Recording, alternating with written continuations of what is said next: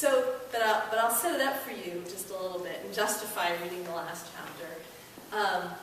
The book starts right after the birth of my first son, Sylvan. Shortly after his birth, I learned that he had been severely brain damaged during labor. And in fact, he'd been so severely brain damaged that my husband and I argued for the right to remove him from life support. And it was a long process, involved a lot of ethical decisions, discussions, consultations with social workers, priests. So the book explores what happens in modern medicine, which is that very, very few of us just die naturally anymore. The majority of us will have to make choices along the way to not do this or that. And that's what we had to do for our son, who died at 38 days. And the reason I think that I can get away with reading the last chapter to you all is that many people say, before I start the book, I want to know how it ends. I want to know if you're okay. And they go to the back flap, and I tell them very little on the back flap. So people always want to know if I had more children, which I did. And that comes out in the last chapter, which I am going to read. Sunshine, it's called. As time passes, as the long days of Sylvan's dying shrink proportionally against the growing of my children, soon they are 1 and 3, then 2 and 4, I catch glimpses of Sylvan in other women's pregnant bellies, painful glimpses, fleeting glimpses. At baby showers, I find I still can't grow giddy with the other mothers over the certainty that soon a baby will be here. The farther my children get from their own babyhoods, the harder it is to hold new babies and smell that distantly familiar smell. In every 6-week-old, I lose Sylvan all over again. Spring is the hardest, April 27th to June 4th. Every year I spend those days in vague dread over an end we have already lived through.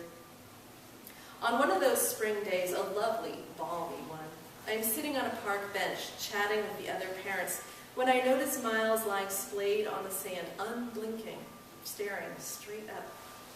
Perhaps he is dead. A dead child is not something I have to imagine. My heart begins to beat wildly.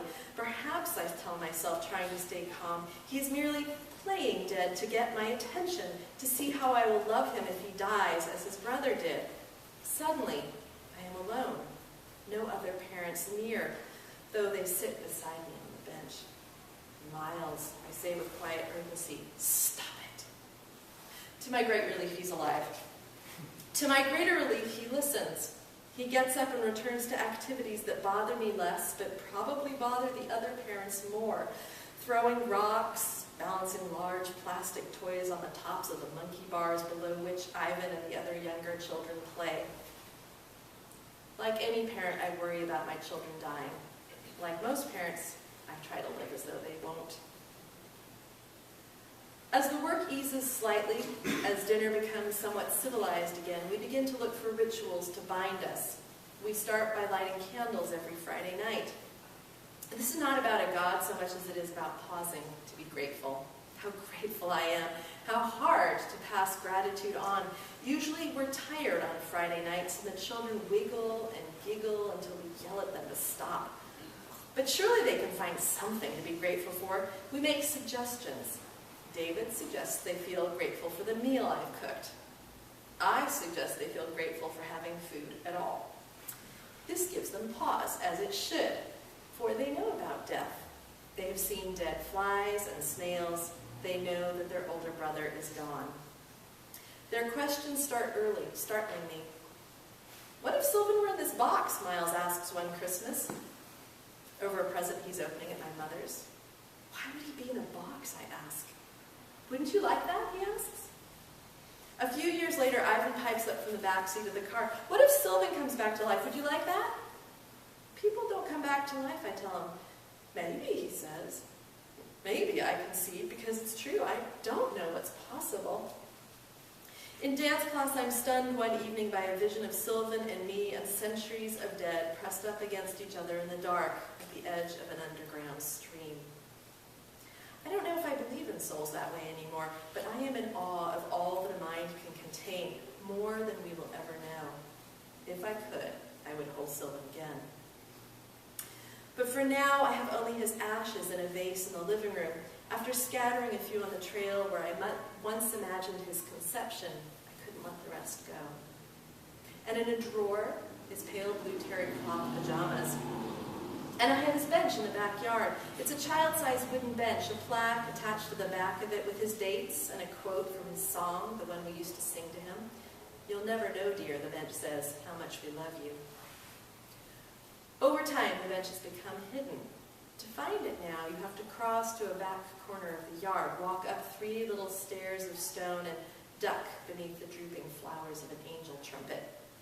That was our idea, a hidden place to find, if you make the effort, a place to sit and love him. Often it is children who find it first.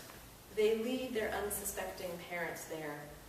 When the adults reemerge from under the plants, I wait to see if they will say something. Some do, some don't. And then one day I find I can forgive those who don't. Not everyone has to know. Sometimes even I forget, if only for an hour. In April, my friend Margie tells me, I had my Sylvan dream last night. I always dream about him this time of year. Is it okay I told you that? Yes, of course, I say. A few days later, I run into Dr. A, Sylvan's neonatologist. He lives in our neighborhood. Wasn't it Sylvan's birthday yesterday, he asks. Yes, I say yes. Every birthday, David's sister makes a donation to Children's Hospice in his memory, and David's stepmother calls to thank us for being brave enough to have more children. At my brother's house, I see Sylvan's picture. At my obstetrician's office, too. There he is, golden, amongst a swirl of babies. If there is a miracle to this story, it is that he is remembered, not by everyone, but by enough. He is my boy, so specifically mine. But in death, he can belong to anyone who wants him. I no longer have to tell everyone about Sylvan, but my willingness to offer his story remains. One winter morning, almost 7 years from his birth, I returned to the diaries I kept while he was alive. From my diaries, I retrieve the feel of his skin, the sound of his little cries. I retrieve both the joy and the agony. I find the story of his life. Memory begets memory, and within days, I know I'm writing a book. Within a month, I have a draft, and that fall, when the book is almost ready to be seen, I find myself out in the backyard with my boys on a hot afternoon, drenched in yellow sunshine. I am pruning jasmine from Sylvan's bench while the boys dig a giant hole nearby. Where the hole will lead them, they don't know, but they've been digging in earnest for over a year. How content I suddenly am, but also worried about my own contentedness. If I end Sylvan's story with children in the sunshine, will I have failed to tell the truth about losing him? That's when I hear them arguing over by the hole. Ivan wants to talk about what he will do when he is 12, and Miles is reminding him that he might not live to be 12. After all, Sylvan didn't. Yes, Ivan shouts with 4-year-old vehemence. You can't know for sure, Miles says smugly, right, Mommy? That's true, I say, but I know, Ivan interrupts, but I just want to tell you what I'm going to do. Okay, Miles gives in, and they begin to talk about their future without any reassurance from me until Ivan reminds Miles that I may not live into that future. Now Miles is upset. As I hesitate behind them, trying to find a balance between hope and truth, Ivan says, one thing you can know for sure is that she's still alive right now. Now, that is true, I say, and they turn to beam at me. As I beam back, I know something else for sure. Love outlasts grief. Though we can't say for certain we made the right choice for Sylvan, our love for him has survived. It is alive this very minute. How lucky I feel, and how full of hope, for I feel it now, hope fluttering up. David comes out of the house to join us then, and for a single golden moment in late September, I have nothing more to wish for. How strange.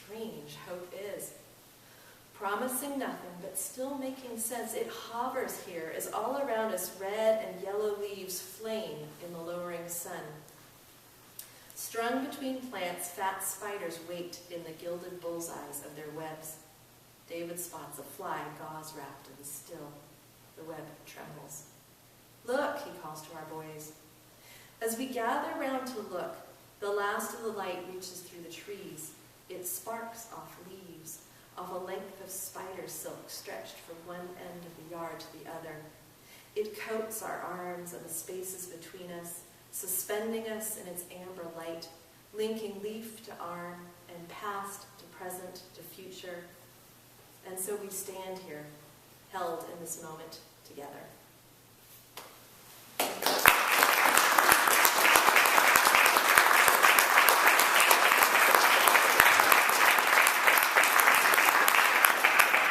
Wesolowska, everyone. We have copies of Holding Sylvan at the front, so please pick up a copy on the way. Beach ball.